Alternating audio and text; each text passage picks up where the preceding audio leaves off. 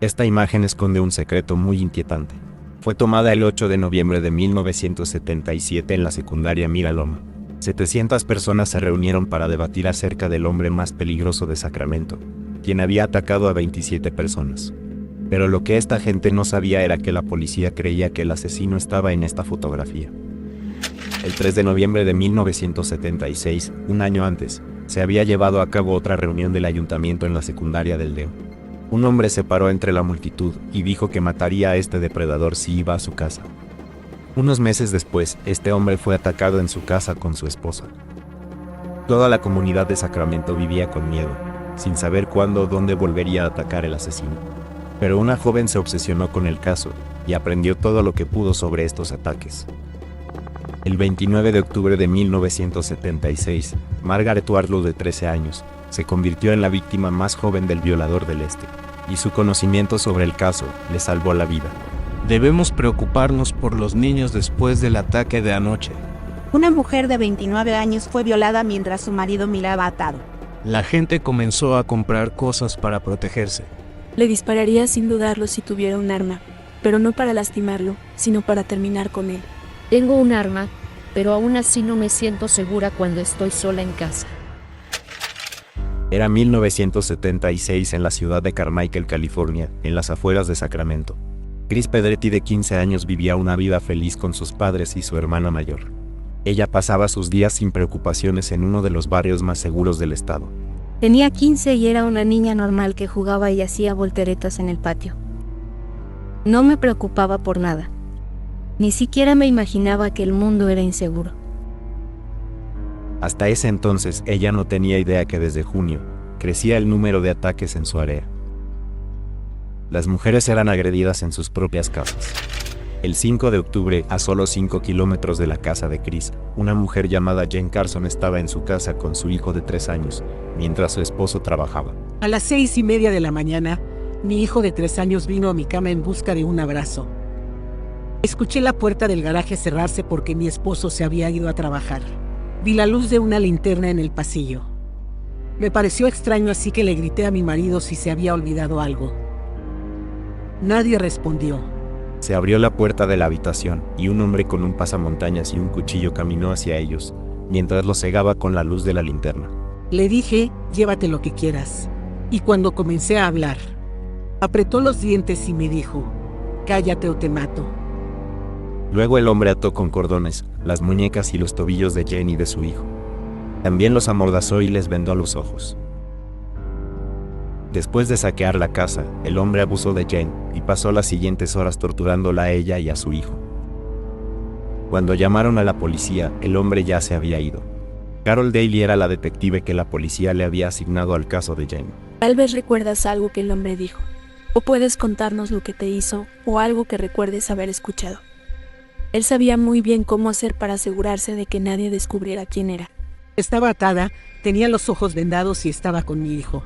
Se convirtió en una completa obsesión para mí, averiguar quién era este violador. Todo el mundo era sospechoso. La policía no puede atrapar a este violador y no se preocupa por sus hogares. Lo llamaron el violador del Este. Atacaba casas siempre en las mismas calles, los mismos barrios, y a veces sus víctimas vivían a unos metros de distancia. Nadie en Sacramento se sentía seguro, pero Chris Pedretti, de 15 años, no tenía idea. Yo no leía el periódico y mis padres no hablaban de ese tema, así que no tenía idea del peligro que acechaba a nuestra comunidad. Era 18 de diciembre del 76, solo 2 meses después del ataque a Jane Carson y su hijo. Chris estaba sola en su casa. Mis padres se habían ido a una fiesta de Navidad. Estaba tocando el piano cuando escuché un ruido y dejé de tocar. Ya no estaba cuando me detuve, pero de repente sentí un cuchillo en mi garganta. Él lo presionó con fuerza y me dijo, si haces ruido te mato. Me paralicé. Mi cerebro dejó de pensar en ese momento y entró directamente en modo de supervivencia. Chris estaba amordazada y con los ojos vendados. Tenía las muñecas atadas. El hombre la obligó a salir al patio trasero, donde le cortó la ropa y la dejó sola. Ella escuchaba que estaba dentro de la casa revolviéndola, pero solo podía esperar. Era muy pequeña. No sabía qué esperar de la situación, pero luego, este hombre regresó donde yo estaba. Me llevó adentro de la casa a la habitación de mis padres y me violó. Yo no sabía lo que era una violación. Tampoco sabía qué era el sexo. Él me hizo algo, me quitó algo. Y nunca lo podré recuperar. Al igual que con las víctimas antes de Chris, el hombre se tomó su tiempo para torturarla y se quedó allí por un largo rato. Cada vez que movía el brazo, podía sentir que él estaba ahí. Estaba arriba mío. Parecía que estaba adherido a mí. Y me dijo que si me movía de vuelta sería mi último día de vida. Después de más de una hora, Chris estaba cansada de tener miedo. Ya no le importaba lo que le sucediera, pero no podía seguir allí sentada sin hacer nada. Se quitó la venda de los ojos y logró levantarse con las manos atadas. Para su suerte, el hombre se había ido. Cuando llegó la policía, se llevaron a Chris a la oficina del alguacil para interrogarla y examinarla. Esta niña de 15 años era la 10ª víctima. Al día siguiente, mi papá habló conmigo y mi hermana. Nos dijo que nunca habláramos de eso. Fue una orden muy tajante. Mi hermana y yo hablamos sobre eso por primera vez, cuando yo tenía 58 años. La joven víctima sentía miedo constantemente, ya que cada hombre que se cruzaba en la calle podía ser el que la había atacado. Ella sabía que habría otro ataque. Ya no era una posibilidad, sino una cuestión de tiempo. Cuando las noticias informaron sobre la siguiente víctima, Chris estaba horrorizada. Hubo un segmento sobre eso en el canal de noticias. Este hombre le dijo algo muy inquietante a la víctima femenina. Dijo que no quería que los periódicos, la radio o la televisión hablaran de su último ataque. De lo contrario, mataría a 2 personas esta noche. Sabía que me iba a matar esa noche. No lo creía. Lo sabía. Mi hermana y yo nos quedamos despiertas toda la noche esperándolo. A finales del otoño, cuando el violador del este atacaba a 2 o 3 víctimas por mes, los ciudadanos empezaron a comprar cosas para protegerse. Las ferreterías no tenían más candados para vender, y las armas desaparecían de las góndolas.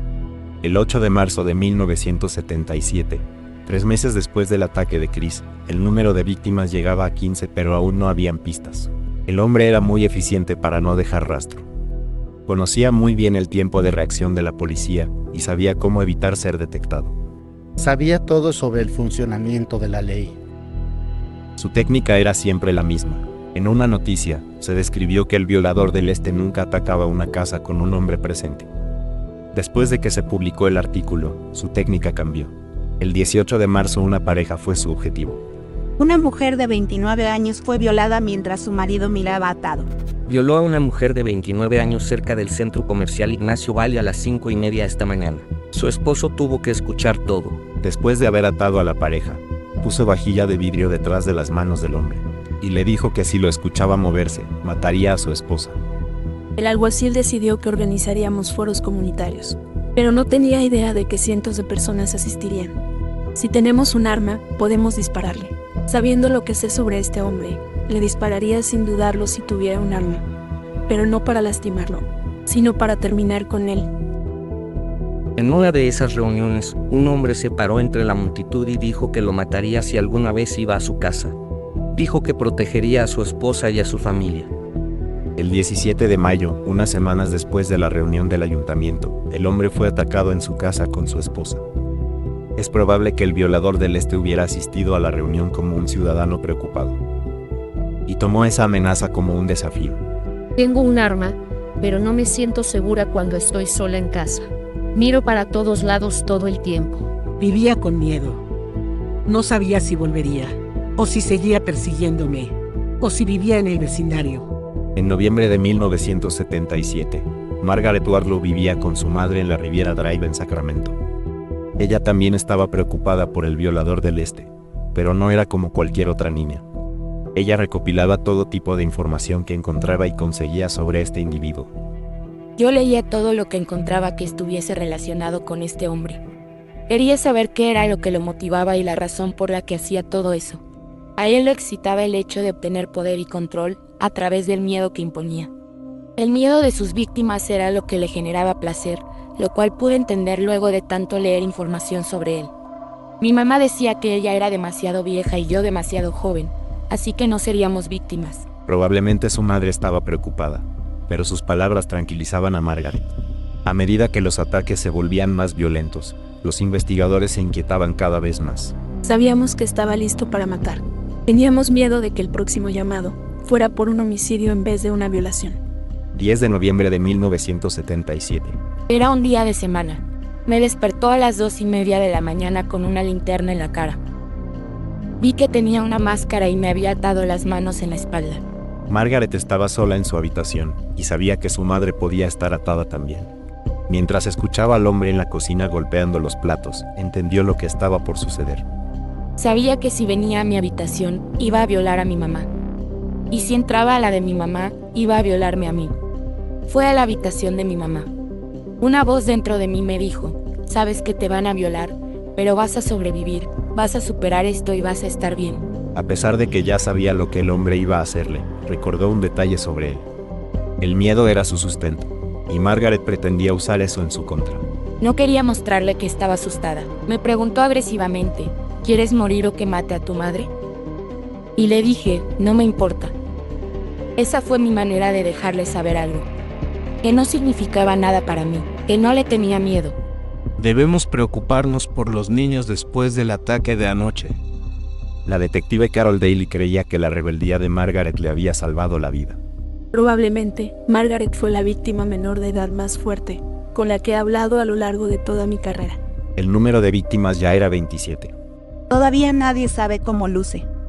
Nadie sabe dónde o cuándo atacará de vuelta.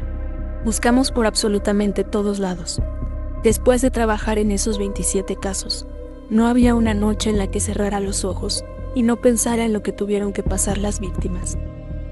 En octubre del 79, parecía que los ataques habían cesado sin explicación. Nadie en Sacramento sabía si duraría. Algunas víctimas sabían muy bien que el reinado del terror no había terminado. El depredador siguió llamando a las víctimas por meses e incluso años después del ataque. Las provocaba por teléfono. ¿Hola?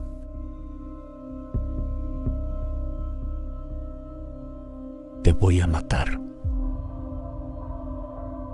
Te voy a matar.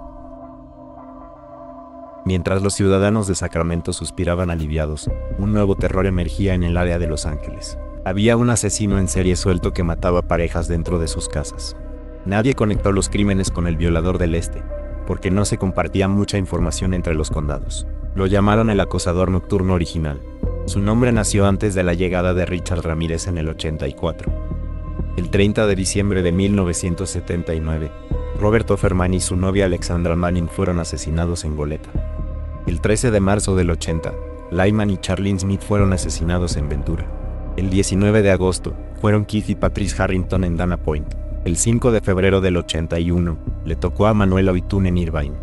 En julio de 1981, un agente inmobiliario entró a una casa de Santa Bárbara y descubrió algo espeluznante. Sherry Domingo y Greg Sánchez estaban muertos. Sherry estaba atada y golpeada. Greg había sido baleado y golpeado. Durante 5 años, este fue el último ataque conocido del acosador nocturno original, hasta el 4 de mayo del 86, cuando Janelle Cruz fue encontrada muerta y se convirtió en la víctima más joven de este asesino. 1994, 8 años después del último ataque. Después de todos esos años, pensé que ya estaba muerto.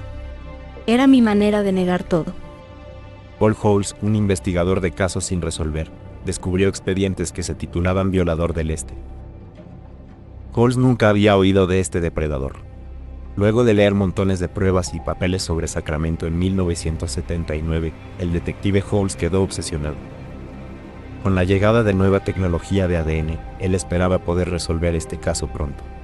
Pero su primer descubrimiento real ocurrió en 2001. Las muestras recolectadas en Sacramento coincidieron con las de Los Ángeles. Finalmente, el detective Holes pudo confirmar que el acosador nocturno original era la misma persona que el violador del Este. Pero incluso con esta nueva información, el detective Holes no encontraba al sospechoso. Este hombre nunca fue condenado por un delito que lo obligara a dar su ADN para ingresarlo en una base de datos. Durante su investigación, el detective Holes recibió una llamada de una aliada inesperada, Michelle McNamara, quien había estado siguiendo el caso tan obsesivamente como él. Ella era más que una autora, y su objetivo era llevar a este depredador a la justicia. Ella inventó su apodo nuevo, el asesino de Golden State. Es una tragedia que este caso no sea muy conocido, cuando en realidad debería serlo. Todos deberían conocerlo. La policía la consideraba parte de la investigación, por su instinto y sus aportes valiosos sobre la mente del asesino. Ella pensaba que estaba por encontrarlo. Era optimista. Sé que suene loco que fuera optimista, pero lo era. Después de 6 años persiguiendo al asesino, Michelle estaba agotada y su obsesión no había venido sin consecuencias. El 21 de abril de 2016, falleció de una afección cardíaca no diagnosticada. 2 meses después de su muerte, se lanzó una iniciativa a nivel nacional para buscar al asesino de Golden State. El asesino había evadido a la policía y al FBI por más de 40 años. Este caso tenía que resolverse de inmediato. Todos los testigos y los investigadores originales iban a empezar a fallecer, así que era el momento. En abril de 2018, Paul Holes tuvo una loca idea.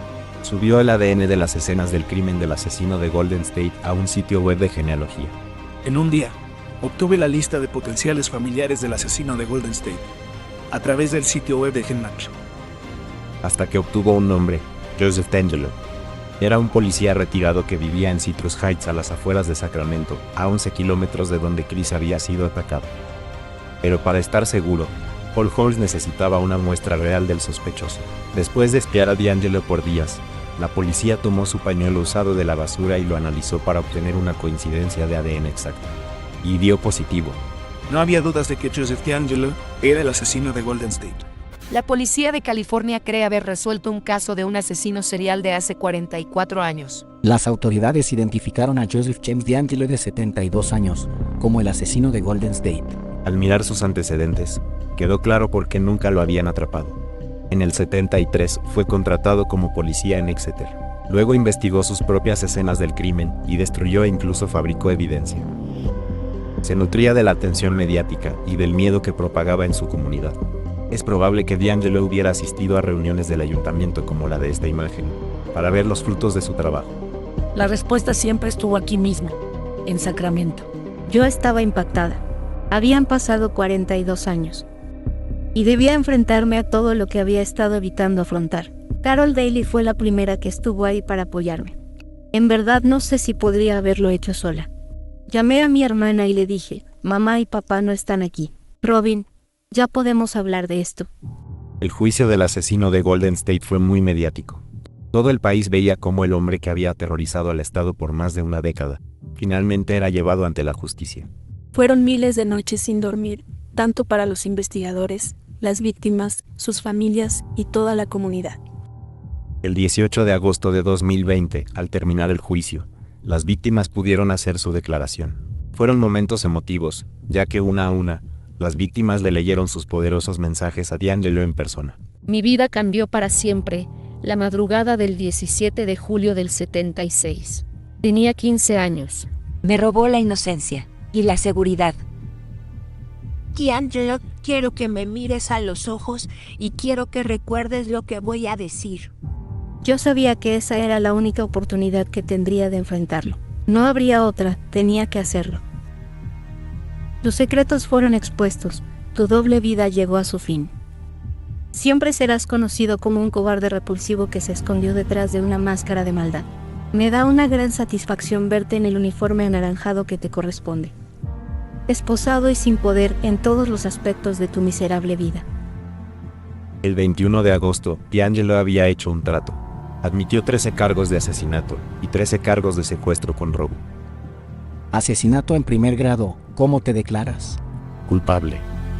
Para evitar la pena de muerte, también confesó 160 crímenes sin cargos, incluyendo decenas de violaciones. Mujer número 11, 13 de octubre de 1978, ¿admite o niega? Lo admito. Pero antes de cerrar el juicio, los sobrevivientes tuvieron la oportunidad de humillar al hombre que los había perseguido en sus pesadillas por más de 40 años. Cuando leyeron el comentario, todos nos empezamos a reír de él. La mujer número 20 reportó que su pene era pequeño. Este hecho fue denunciado constantemente por la mayoría de las víctimas que agredió sexualmente. Si eso no le causó humillación, no sé qué más podía hacerlo, y por eso nos reíamos. El señor D'Angelo pasará el resto de su vida natural y se enfrentará a la muerte detrás de los muros de la penitenciaría estatal. Estoy feliz de que terminara. Quiero decir, es un gran alivio para mí. Finalmente, después de tanto, Sé que está tras las rejas donde pertenece. Dios mío, yo estaba tan contenta. No he podido borrar la sonrisa de mi rostro. Tuve la posibilidad de enfrentarlo. Finalmente pude empezar a dejar atrás esa parte oscura de mi vida y comenzar a caminar hacia la luz del futuro. Los sobrevivientes crearon una sólida red de contención entre ellos. Chris creó un grupo de apoyo para otros sobrevivientes. Se convirtió en un grupo para familias y amigos. Hay un objetivo detrás. Y es que las personas puedan sacarse ese peso de encima y hablar de lo sucedido libremente. Ella dice que cada persona es prisionera de su trauma. Pero solo ellas tienen la llave para ser libres. Tenemos mucho miedo de tomar la llave, abrir la puerta de nuestra jaula y salir en libertad. Y permanecemos prisioneros. La llave está ahí para abrir la puerta de esa prisión. Solo debes usarla.